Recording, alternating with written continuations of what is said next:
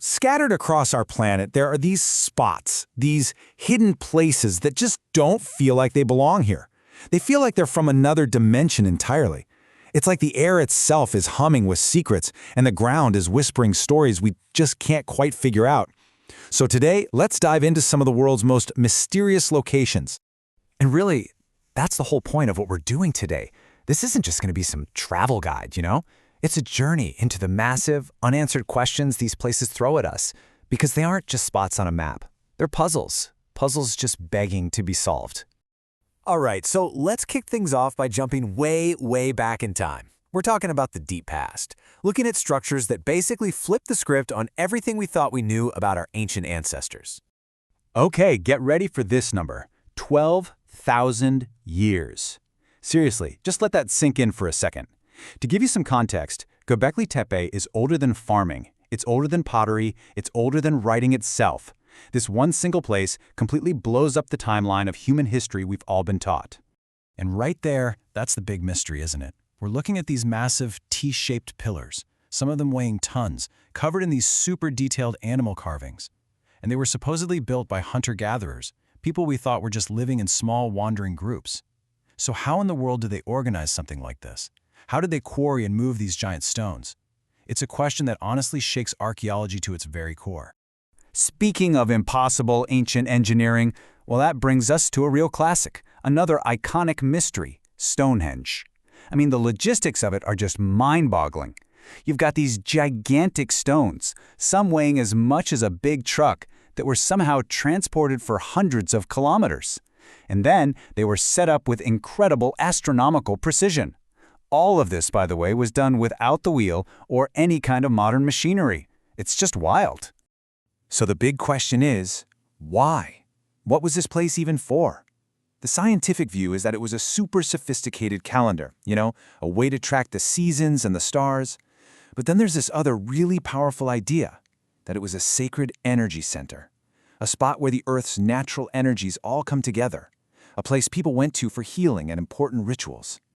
Okay, so we've talked about mysteries built by people.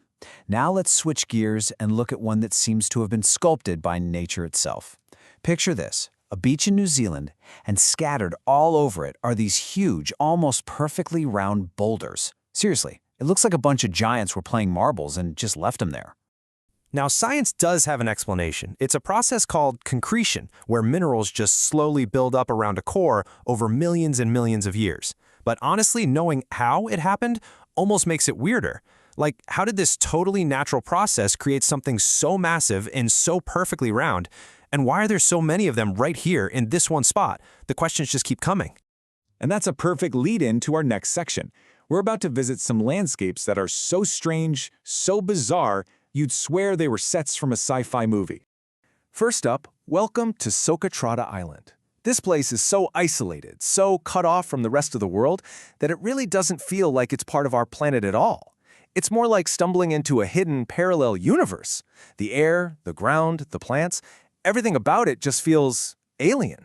I mean, look at the landscape. It's dominated by these weird umbrella-shaped trees called dragon's blood trees.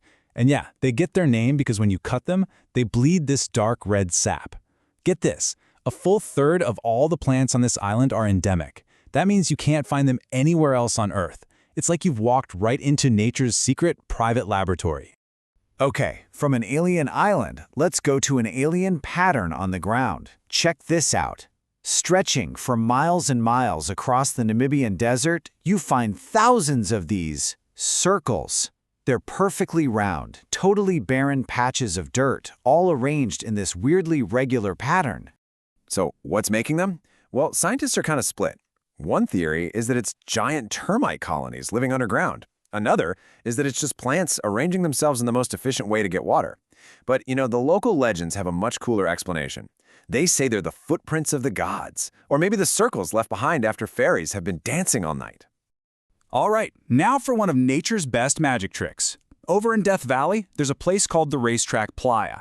And here, heavy rocks, and I'm talking hundreds of pounds, seem to just move. They slide across the flat, dry ground all by themselves, leaving these long trails behind them. And the weirdest part? You never find any footprints, human or animal, anywhere near them. For decades, nobody could figure this out. It was a total mystery. But recently, scientists finally caught it in the act. And it turns out it's this incredibly rare, perfect storm of conditions. First, a little bit of rain creates a shallow puddle. Then, the cold nights freeze that water into a huge, thin sheet of ice. When the sun comes up, the ice starts to melt and break into big, floating tunnels. And then, all it takes is a light breeze to push these huge ice sheets, which act like sails, and slowly, gently, shove the rocks forward. It's a scientific explanation that honestly sounds just as wild as magic, right? Okay, that brings us to our final section. We are moving into the modern era now, with mysteries that are all about human secrecy and, well, strange forces that are really hard to explain. And of course, we have to talk about Area 51. You knew it was coming. This top-secret military base, deep in the Nevada desert, is basically ground zero for all UFO conspiracies. The intense secrecy around it, plus all the reports from people seeing strange lights and weird aircraft in the sky, well, it's fueled decades of speculation about crashed alien ships and secret reverse-engineered tech.